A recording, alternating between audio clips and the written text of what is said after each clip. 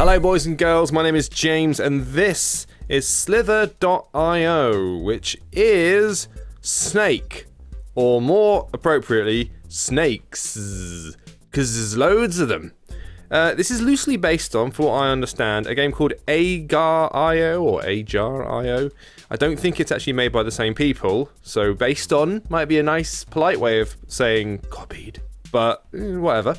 And it works by you guiding a snake around this honeycomb field, trying to avoid all the other snakes, or kill them if you possibly can. You gobble up these little glowing orbs, that makes your snake longer. And if you double tap, you zoom along. Look at him go, woo.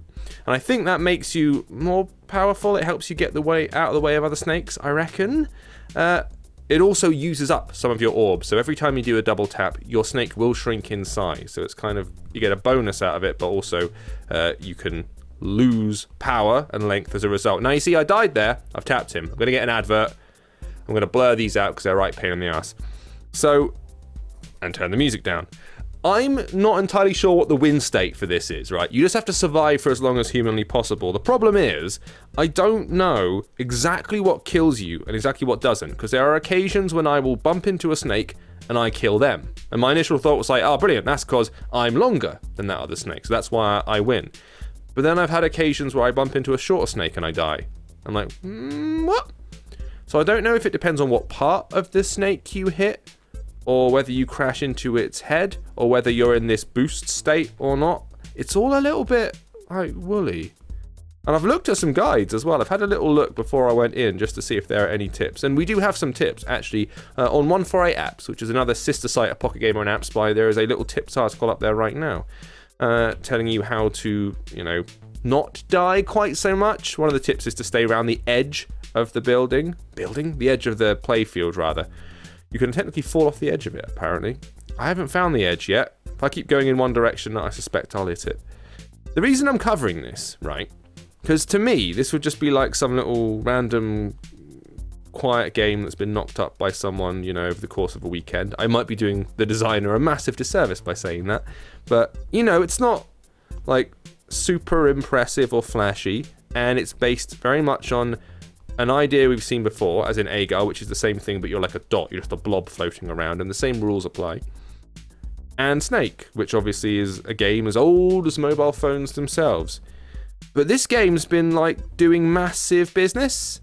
It's, top of all the download charts and stuff like that. Loads of people are going for it. I looked up at the screen, and I got absolutely munched and another advert.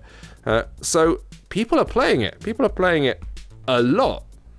So for that reason, it's like we are felt obliged to take a look at it. And I guess it's early stages. I've only been playing it for about 20 minutes or something, and I don't know. I guess it's a time waster in the same way that Snake was. I guess it takes the competitive element that you always had in Snake, which was the score, the high score of how long can you get your snake, how long can you stay alive. So there was that element of competing against yourself, as well as telling other people oh, I lasted for this long in Snake or whatever. And that it takes that element of it and turns it into a direct competitive multiplayer thing. You can see there's a high score chart in the top right hand corner there that tells me people like Arcade Go and LOL are doing really, really well while I am not. Right, see if I can munch all these down. This is the carcass or the dead remnants of an ex-snake. See, look, he just ran into me, full speed, right, that snake, and died. Was I longer than him? I don't know. How did I win it? It all seems incredibly vague. So I'm going to smash into this guy. Oh, no, I didn't. Because he's obviously smaller than me, right? I couldn't work out whether I was going to win or not. I don't know what kills me and what doesn't. Right. Let's get out of here. All this jerkiness you're seeing now, right? That's not the streaming. That is actually the game. The game is chugging and slowing down. Part of the thing of it being always online, I guess it hits some hiccups. See, look at that. Look at that tiny little snake. I was boosting, he was boosting. Why did I lose then? I don't know. I don't understand this game. I imagine, if you've already played it, you might have a better clue than I do, and there might be some rules about it that I'm not aware of. But it doesn't explain itself, and I guess it's just a bit trial and error. And if you're happy to put the time in, you can probably suss it all out. Because, God, loads of people are. I mean, look at the late of I am eat you exclamation point. He's got 20,151 and rising. And some dude, today's biggest snake is like 23 million or something in length. Don't know what the units are. 23 million what? No idea.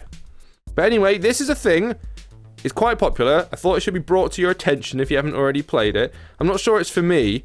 It seems a bit wonky. And having played Agar.io, it does feel like, oh look, someone's just copied it and put snakes in it. So on that principle alone, I'm not that fussed. But I guess it does show you that Snake, that basic principle of taking the thing and moving it around and trying not to die or get eaten either by yourself or by other things, it's alive and well, people. So there you go, Slither.io, available to download for free right now, if you want to. Thanks for watching, bye.